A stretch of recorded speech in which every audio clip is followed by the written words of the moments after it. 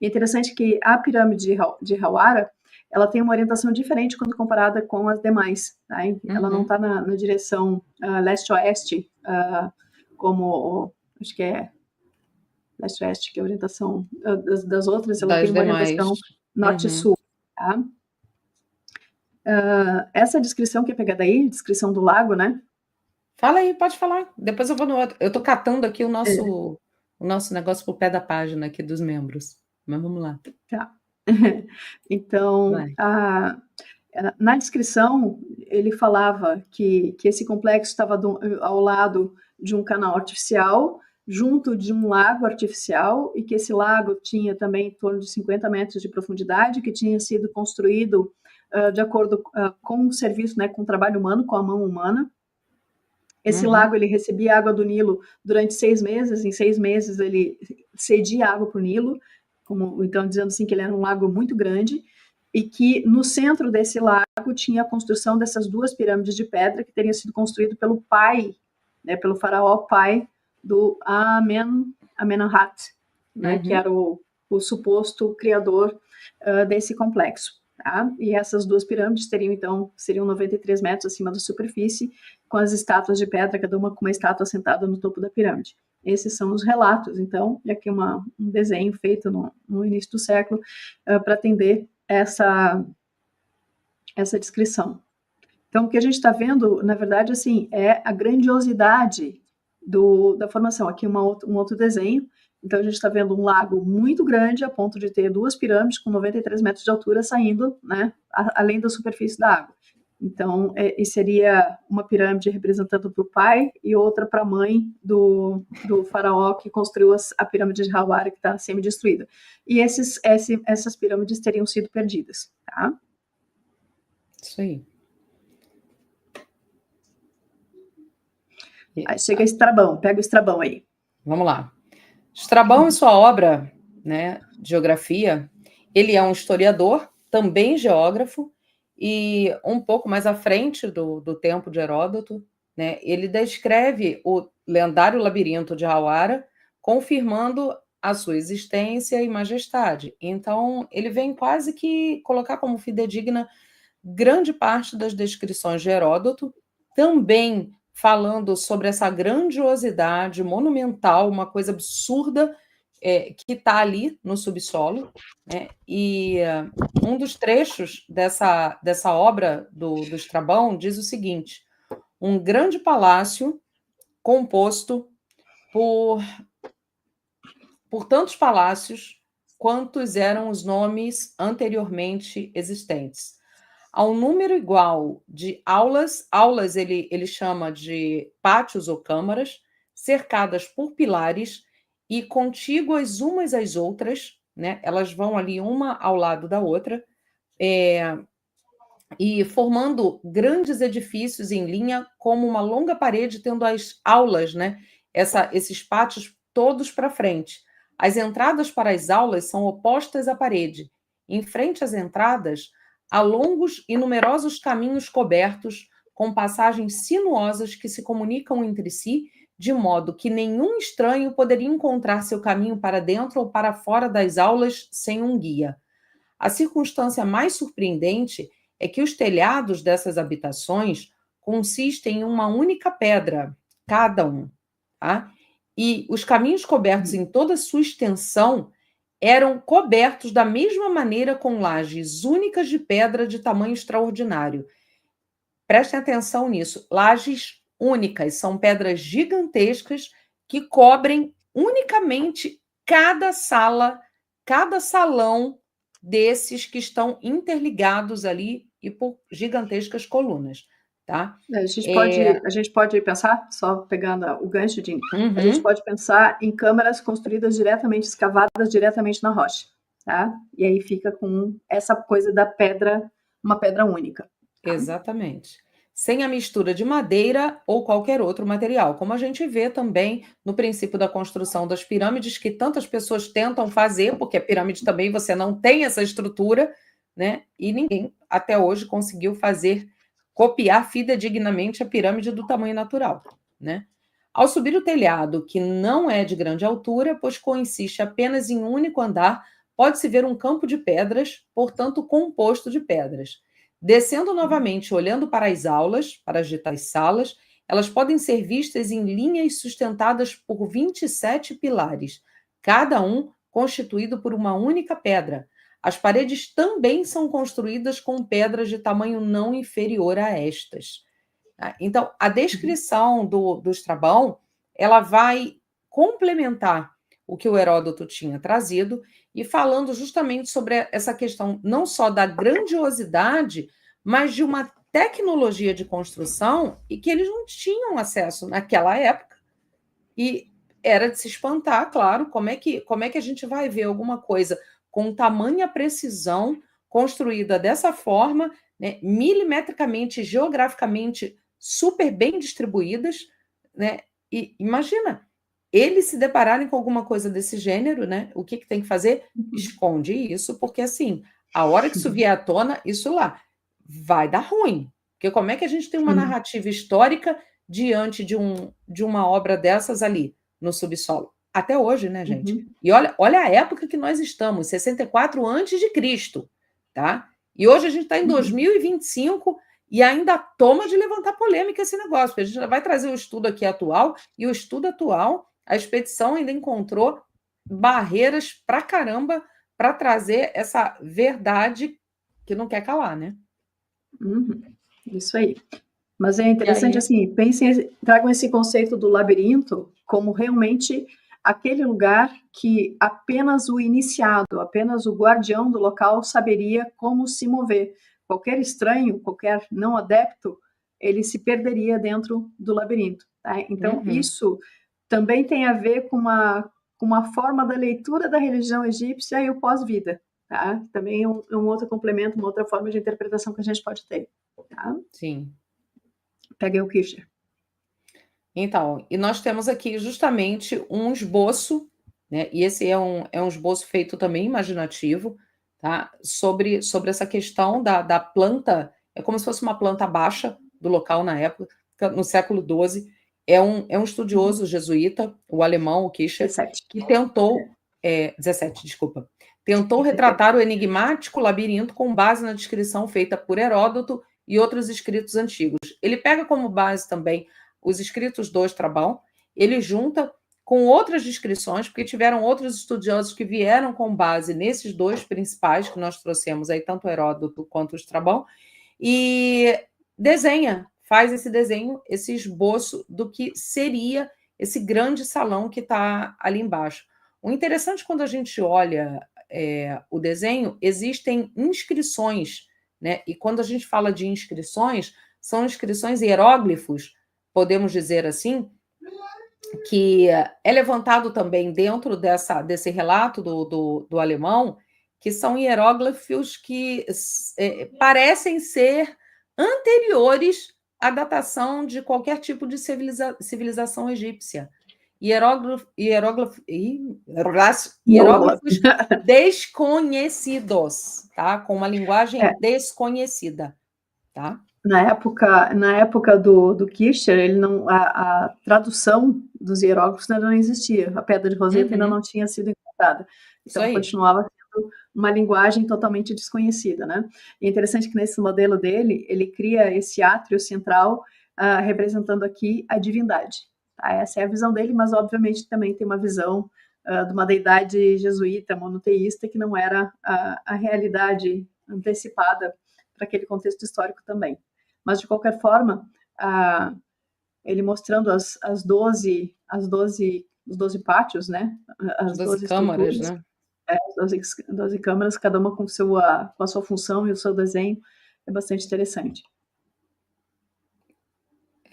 O destaque principal para o estudo do alemão está aqui, ó, a reconstrução da parte ocidental do labirinto, né, que está aqui, e complementando o que a Anne está falando com relação aos hieróglifos, é justamente nessa questão dele trazer à baila essa parte dos escritos como desconhecidos, e que lá na frente, justamente é onde eles vão fazer essa junção dessa linguagem, né, que ele ressalta ali como desconhecida, para trazer esse desconhecimento de datação e de desenhos que até hoje, tá?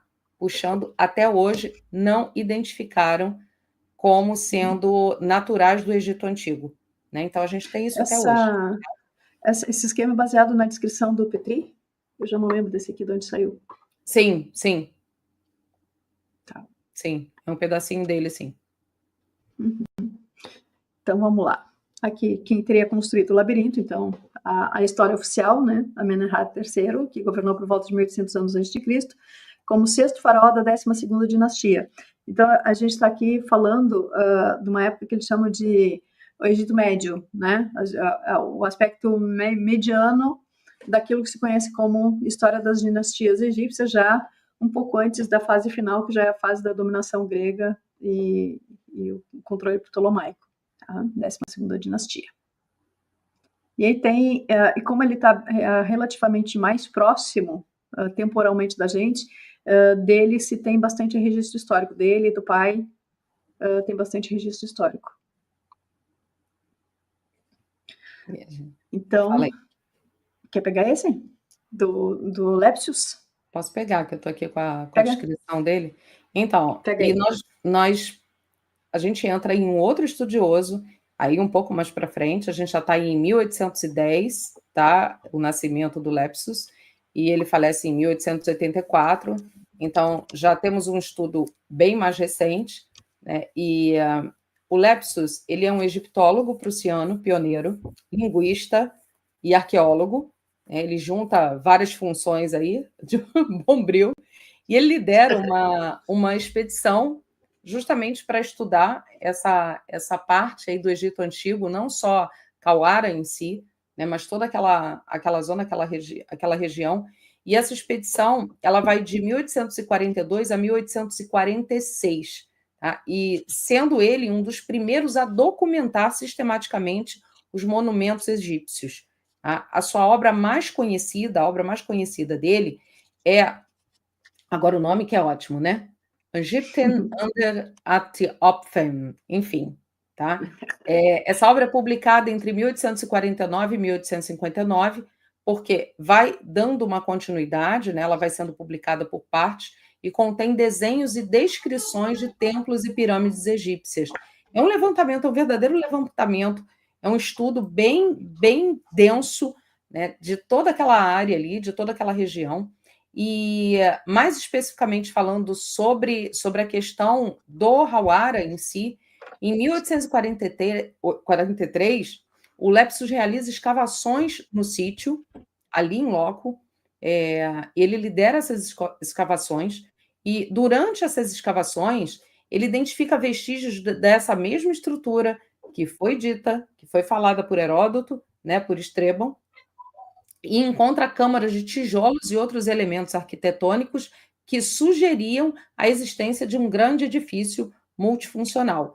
Então, além da gente entender que esses historiadores mais antigos trouxeram, e na época eles não tinham tecnologia para se fazer esse estudo e trazer com provas cabais científicas na época, né? Eles traziam a história do que eles vivenciavam, né? Desenhos feitos por eles, enfim. Nós temos aí esse estudo mais recente do Lepsius, onde ele vai lá literalmente sacramentar o que esses dois tinham trazido. E registra também inscrições que indicavam a presença de túmulos de faraós ali nas câmaras, né, sugerindo que, além do que nós temos vamos lá, de suposições com relação a esses grandes salões, também existem sarcófagos ali dentro daquele local, diferente do que nós vemos nas questões das pirâmides, né? Quando a gente fala de serem depositórios de múmias e de faraós egípcios, né? Ele é o pioneiro ao associar o sítio de Hawara ao labirinto descrito por Heródoto. Foi o primeiro a trazer essa associação aí na história moderna em si, né? E depois, posteriormente, a gente vai ver aí, e vamos entrar, o Petri vem aprofundar esse primeiro estudo do Lepsius, trazendo informações adicionais e um embasamento dessas primeiras descobertas, vamos colocar, né? Porque, na realidade, tinham sido faladas por Heródoto e Estrabão, mas o Lepsius, ele é o primeiro a documentar, né? Ele traz essa documentação onde o Pétreos foi importantíssimo nessa virada de página, e aí ele vai trazer esse embasamento com a história do Lepsius de toda essa estrutura que está ali embaixo, com um estudo muito mais aprofundado também, e com as escavações que vão ser feitas nesse local também. Aí tá, ó, o desenho, para vocês terem uma noção, né, de o que tinha na época. Não se tinha muito recurso, então o que ele faz é um desenho, e eu falei, poxa, o desenho até que tá bom, né? Olha pra gente. Tá muito bom. 1840 tá bom pra caramba, né? E ele traz esse desenho num dos registros que ele faz e que acaba sendo muito importante para todo o embasamento que o próprio Petri vai trazer, tá? O que significa Denkmäler, não sei, mas no Egito e na Etiópia. É interessante que tem um dos historiadores mais posteriores, se não me engano é Plínio Velho, que ele fala que existia uma vila romana que era assentada sobre uma base da rocha basal, ali, da rocha de base, em formato como se fosse um paralelogramo, né? E muito do que tanto o Lepsius quanto o Petri descobrem e que atribuem a ser o labirinto, na verdade, são restos dessa aldeia romana muito mais recente. Então, fica naquela, não, já foi destruído, né? Mas, na verdade, eles acabaram não chegando na parte subterrânea, nas ruínas verdadeiras que eles estavam procurando. E aí chegamos no Petri, tá? Então, quer falar do Petri? Pode ir, pode ir. Então, o Petri, ele acaba tendo destaque, né? Então, ele pega no finalzinho do século XIX, virada do século XX, especialmente por volta ali de 1910, onde ele se dedica a fazer essa pesquisa in loco, no Egito, né? Ela fica vários anos lá, e diferente dos antecessores, lembrando que um grande foco um grande fio condutor para as pesquisas era baseado naquilo que existia de registros antigos. Então, essas histórias desses historiadores gregos, desses poucos registros que se tinha, né, e também da Bíblia, eram o que alimentava a busca por esses sítios históricos. O Petri começa a fazer um pouco diferente. Então, a gente pode dizer que ele é um dos primeiros a adotar uma coisa que a gente poderia chamar de método científico. Então, ele é extremamente metódico, ele anota tudo, ele escreve tudo, ele mapeia tudo, e ele não tira conclusões precipitadas, ele não vai baseando no achismo, ele é muito... Quando a gente pega o livro dele, que está disponível, inclusive, online, ele é muito detalhado, muito detalhista, tem transcrição de todos os desenhos, todos os hieróglifos que foram encontrados nas áreas em que ele fez a busca. Lembrando que, além da pirâmide e do labirinto, existia uma necrópole, existia um cemitério ancestral também, né? E muito do estudo do Petri acabou ficando vinculado a esse cemitério, a essa área da necrópole, porque lá é onde estava tudo documentado, considerando a lógica egípcia para a vida após a morte. Era justamente nas tumbas que existia um material rico e as inscrições que podiam contar a história daquelas pessoas que estavam lá, né, daquelas múmias e do seu status social, enfim, e se propiciar o conhecimento da vida do dia a dia. Tá? Você passa aí o slide, eu dou continuidade aí para falar sobre... Então, é nesse livro que a Anne está falando, que é o Bihamo and Arsinoi. Gente, não dá para falar essa língua, né? É o resultado direto dessas... Então, pois é. É o resultado direto das escavações realizadas em 1888, onde ele documenta tudo isso. E como a Anne falou, ele era muito minucioso no trabalho dele e foi um dos pioneiros dentro da arqueologia científica. E é por isso que ele traz tudo muito detalhado dentro do próprio documento. E falando e subdividindo, você pode passar para o próximo, amiga, que aí eu dou uma... Aí, ó.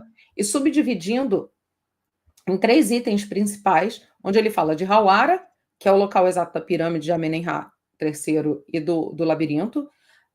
Bihamou, ou Biamou, né? É a área com 2 grandes colunas de pedra, que nós vimos em slides anteriores, associadas ao culto solar e ao controle hidráulico do Fayum. E essa outra, que é a área da metrópole em si, né? Da antiga Crocodilópolis, que é essa sina, que é o centro urbano e religioso da região, ligado ao deus Sobek.